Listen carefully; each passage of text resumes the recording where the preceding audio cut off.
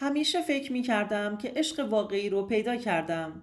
اما وقتی که روزی زودتر به خونه برگشتم، زندگیم به کابوس تبدیل شد. به کانال سایه های خیانت خوش اومدید. ما در اینجا سرگذشت واقعی افراد رو روایت می کنیم. افرادی که مدتها نتونستند اونها رو به زبون بیارند و این کانال به اونها امکان رو میده که تجربیات تلخ زندگی خودشون رو با شما در میون بذارند و ممنون از شما که با شنیدن سرگذشتشون ما رو همراهی میکنید. بیژن هستم. من و ثریا چند سالی میشه که با هم زندگی مشترکمون رو شروع کرده بودیم. ثریا آخرین بچه خانوادش بود. خانواده ثریا مثل ما توی شهرستان زندگی میکردند. خاله مادرم ثریا رو به من معرفی کرده بود. منم که تازه سربازیم تموم شده بود و تو رشته تحصیلی خودم که فنی بود تو شرکت خودروسازی مشغول به کار بودم. از حقوق خودم راضی بودم و میتونستم باهاش نیازهای خودم رو برطرف کنم. یه چند مدتی که کار کردم تونستم با پسندازی که داشتم و با یه مقدار مبلغی که پدر و مادرم بهم داده بودند برای خودم یه خونه نقلی خریداری کنم. من خودم تو دوران مجردی دوست دختر داشتم، اما بعد از سربازی چون از محلمون رفته بودن یه شهر دیگه ازش خبری نداشتم و کم کم هم فراموشش کردم، چون عشقمون به هم اون عشق آتشی که همه حرفش رو میزدن نبود. به مادرم گفته بودم بذار زندگیم رو سر و سامون بدم، بعدش میخواید برید برای این دختر خواستگاری برید، ولی اول بذار مستقل بشم بعد. مادرم در جواب گفت باشه پسرم، ما تحقیقات خودمون رو انجام دادیم، تو هم اگر دوست داری میتونی یه روز قرار بذاریم که اون دختر رو ببینی. خاله مادرم با مادر ثریا در یک انجمن خیریه دوست شده بود و از اونجا ثریا رو شناخت و به ما معرفیش کرد. مادر منم چون روی سلیقه خالش مطمئن بود قبول کرد و بعد این پیشنهاد رو به من دادند. خلاصه بعد از خرید خونه تصمیم گرفتیم که همراه خانواده به خواستگاری ثریا بریم. بعد از اینکه رسم خواستگاری رو به جا آوردیم و جواب مثبت رو ازشون گرفتیم، به من برای کارم انتقالی دادن به یه شعبه دیگه. منم چون حقوقش بالاتر بود قبول کردم. ثریا هم رو حرف من حرفی نزد و اونم قبول کرد.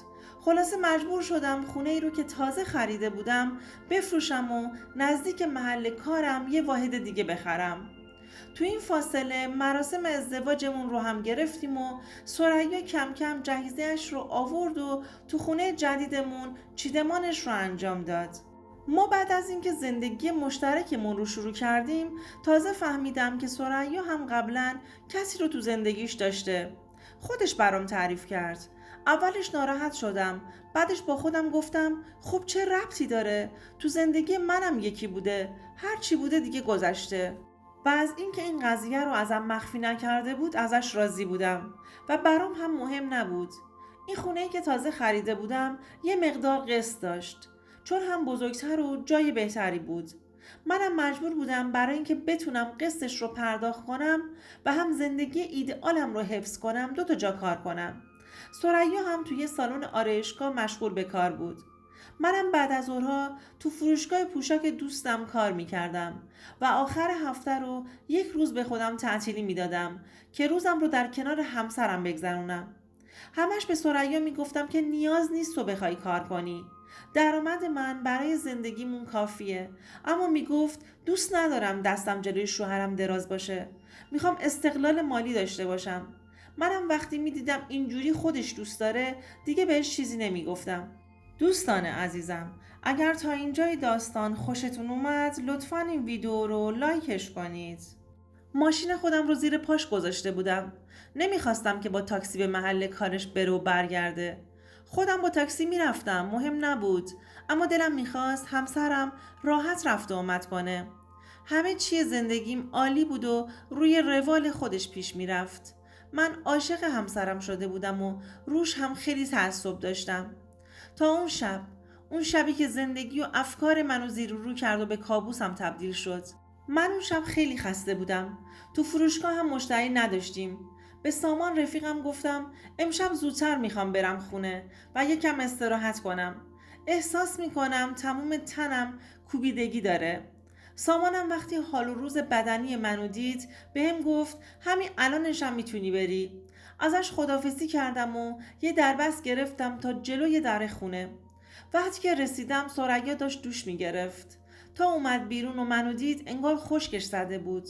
با خنده بهش گفتم چرا منو دیدی رنگت زرد شد؟ انگاری که روح دیده باشی. گفت نه بابا، مگه آدم از شوهرشم میترسه؟ یه دفعه دیدم وسط اتاق سایه افتاده، ترسیدم، فکر کردم دزد اومده. خندم رو شکستم و گفتم مگه دزد جرأت داره تو خونه ای که عشق من هست پا بذاره؟ باید از جونش سیر شده باشه. ثریا خندید و سریع خودش رو به اتاق خوابمون رسوند و شروع کرد به مرتب کردن تخت. منم پشتش رفتم کنار در وایستادم. وقتی دیدم تخت به هم ریخته است گفتم ثریا واقعا تا الان خواب بودی؟ بعد شب رو چطور میتونی بخوابی؟ دیگه خوابت نمیگیره که؟ گفت آره خواب بودم، حالم زیاد خوش نبود، سردرد شدید داشتم و حال و حوصله شام درست کردن هم نداشتم. بعد رو کرد به من و گفت راستی تو چرا حالا زود اومدی خونه؟ جواب دادم منم خسته بودم، گفتم امشب رو زودتر بیام خونه، یکم بیشتر استراحت کنم که صبح سر حالتر برم سر کار. جواب داد آخه من که شام آماده نکردم، امشب میشه شما از بیرون سفارش بذاریم؟ منم قبول کردم. پیش خودم گفتم حتما که نباید هر شب برام شام آماده کنه. خب یه شب هم پیش میاد حسش رو نداره. شماره فسفوتی سر خیابونمون رو گرفتم و کد اشتراکمون رو بهش دادم. نیم ساعت نگذشته بود که غذا رو برامون آوردن. رفتم یه فیلم گذاشتم که کنار غذا خوردنمون یه فیلم هم نگاه کنیم. از وقتی که ثریا نشست گوشیش رو گرفت تو دستش. یه لقمه غذا میخورد، یه مقدار چت میکرد، یه لقمه میخورد، دوباره چت میکرد. به روی خودم نیوردم تا اینکه غذامون تموم شد. رفتم رو مبل نشستم روبروی تلویزیون. ثریا هم رفت اون سمت مبل نشست. بهش گفتم چرا انقدر فاصله گرفتی؟ در جوابم گفت از این زاویه بهتر میشه دید. گفتم باشه، اگه از اونجا راحت تری مشکلی نیست، همونجا بشین. اما اصلا حواسش به فیلم نبود. همش سرش تو گوشی بود و یک سره داشت چت میکرد. تا اینکه به حرف اومدم و گفتم با کی داری چت میکنی؟ جواب داد با دوستام یک گروه زدیم، با اونا دارم چت میکنم. گفتم آخه این وقت شب اینا کار و زندگی ندارند؟ شوهر و بچه ندارند؟ یک سره تو گوشی هستند؟ جواب داد وا چه حرفایی میزنی؟ مگه مردم باید از ما اجازه بگیرند که کی به زندگیشون برسن، کی دست به گوشی بشن؟ گفتم من این فیلم رو گذاشتم که دوتامون با هم بهش نگاه کنیم. گوشی رو بذار کنار، بیا کنار من بشین یا من بیام کنار تو بشینم. با این حرفم گوشی رو کنار گذاشت و اومد کنار من نشست. دیگه صدای پیام گوشیش نمی اومد. انگار سایلنت کرده بود. توجهی نکردم. همین که گوشی رو گذاشت کنار و اومده بود کنارم برام کفایت میکرد. بهش گفتم الان بهتری؟ سردردت خوب شده؟ گفت آره، وقتی که رفتم دوش گرفتم بهتر شدم. گفتم اگه خوابت میاد بریم بخوابیم. جواب داد با اینکه امروز همش خواب بودم ولی بازم حس میکنم خوابم میاد. آره بریم بخوابیم. تلویزیون رو خاموش کردم و رفتم تو آشپزخونه که یه بطری آب بردارم و بذارم کنار تختم که شب اگه تشنم شد دیگه تو آشپزخونه نرم. وقتی که رفتم روی تختم کل تخت بوی عطر مردونه میداد. اولش احساس کردم اشتباه میکنم. اصلا من از اون عطرا نداشتم. بوی عطر متفاوت از عطرای من رو میداد. مطمئن بودم که عطر مردونه است. بهش گفتم عطر تازه خریدی؟ گفت نه. چطور مگه؟ گفتم هیچی، همینجوری پرسیدم. دیگه ذهنم به هم ریخت. رفتم تو فکر. لحظه ورودم که ثریا داخل حمام بود منو دیده بود و رنگش پریده بود. رخت خواب آشفته و حالا هم بوی عطر مردونه. حالم خراب شده بود. فکرم هزار راه رفته بود. بازم خودم رو آروم می کردم و می گفتم اصلا امکان نداره که این افکار پوچ رو بخوام باور کنم. ثریا اهل این مسائل نیست و من حتما دارم توهم می زنم. تو فکر و خیال خودم بودم که نفهمیدم دمدمای صبح کی خوابم برد. مثلا زودتر اومده بودم که زودتر بخوابم. با صدای زنگ ساعت از خواب بیدار شدم. خواستم یه دوش بگیرم که سر حالتر برم سر کار. تا ورود کردم داخل حمام، تو لباسهای رخت چرک ثریا لباس خوابی رو دیدم که مدتها بود اون لباس رو برای من نپوشیده بود. اما داخل رخت چرکا بود.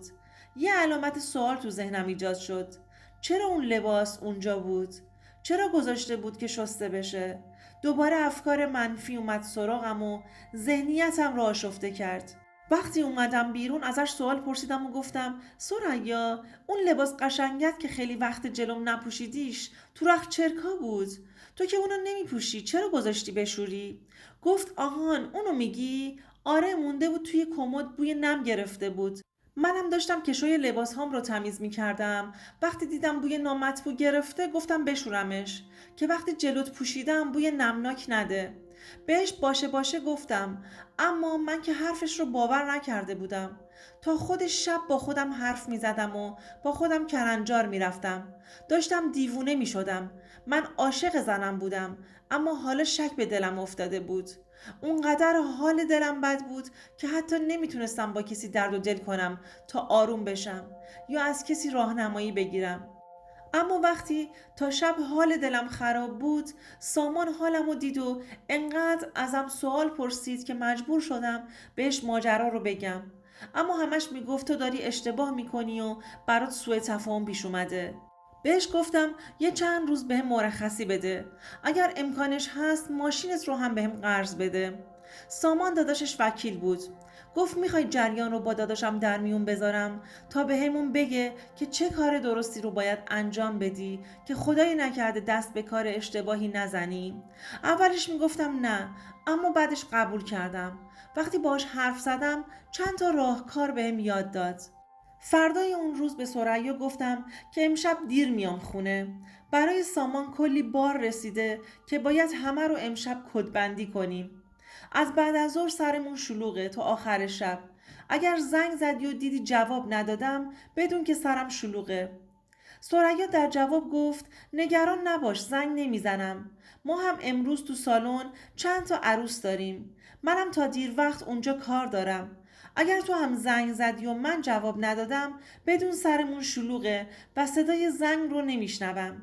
تازه هم اگر بشنوم دستم بنده و نمیتونم با گوشی حرف بزنم. وقتی که خیالش جمع شد که من سر کارم، گوشی رو قطع کردم و ماشین سامان رو گرفتم و رفتم سمت خونه خودم. ماشین رو پشت درخت تنومند کوچمون پارک کردم طوری که ماشین دیده نشه. ثریا هنوز خونه بود چون ماشین خودم جلوی در پارک بود. این یعنی بیرون نرفته بود و بهم دروغ گفته بود. با اینکه بهم گفته بود زنگ نزن، اما من شروع کردم به زنگ زدن. تو دلم دعا می کردم که گوشی رو جواب بده، اما اونم جواب نمیداد. دستام می لرزید. دلم نمیخواست با زندگیمون این نامردی رو کرده باشه. قلبم تون تون می زد. همش چشمام به پنجره واحدمون بود.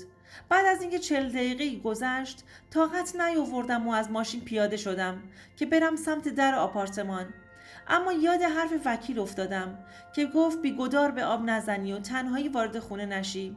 اگرم وارد شدی اول با مأمور هماهنگ کن. بعد از رفتن به خونه اگر چیز خاصی دیدی میتونی با یه زنگ مأمورها رو بکشی بالا. من قبل از رفتن به واحد به یکی از دوستام که خودش مأمور بود هماهنگ کردم و بهش گفتم که تو شک هستم. اونم گفت ما میایم نزدیک خونت میمونیم. تو برو بالا. اگر درست حد زده باشی فقط کافی گوشیت رو روشن نگه داری. از صدای حرفت ما وارد عمل میشیم. منم وقتی که مامورا رسیدن با هماهنگی و گوشی روشن وارد آپارتمان شدم و از پله ها بالا رفتم. دست و پام داشت میلرزید. نمیدونستم چه چیزی در انتظارمه، اما میدونستم که یه چیزی هست. وقتی در واحد رو باز کردم دیدم ثریا با یه مرد غریبه که سن زیادی هم نداشت روی تخت خوابم با هم بودند. با دیدن این صحنه در اتاق خواب رو سریع قفل کردم. از این طرف هم بچه ها اومدن بالا و هر دوتاشون رو با هم گرفتند. ثریا فقط میگفت بیژن غلط کردم، منو ببخش. اما من اصلا نمیتونستم به صورت اون نگاه کنم و حتی قدرت گفتن کلامی رو هم بهش نداشتم. فقط وقتی که از کنارم رد میشد به صورتش تف انداختم و رومو ازش برگردوندم.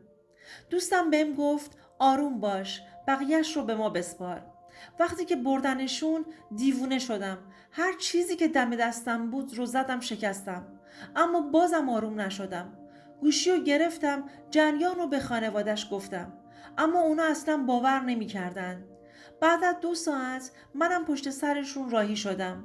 اونجا هر چقدر بهم التماس کرد که ببخشمش و نذارم که آبروش بره، اما گوشم دیگه چیزی رو نمیشنید. فقط به خودم میگفتم چرا؟ من چیکار کردم که اینجوری شد؟